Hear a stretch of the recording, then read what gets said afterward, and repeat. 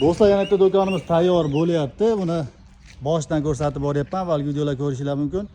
O'lchami 7 ga 4 metr. Bu Namangan viloyatiga ketadi, Farg'ona shahridan. Ichkarilari ham deyarli tayyor. Nimaga forchkasini qo'yamiz xolos. Bu yerga kelgan o'zlari shit qo'yadi.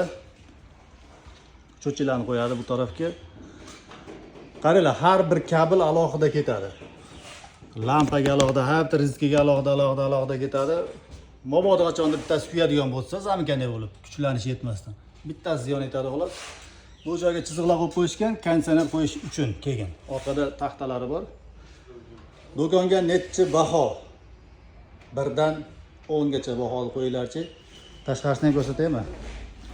Atkoslar qaranglar, juda chiroyli qilingan atkoslari ham. Har bir detalga e'tibor qilingan.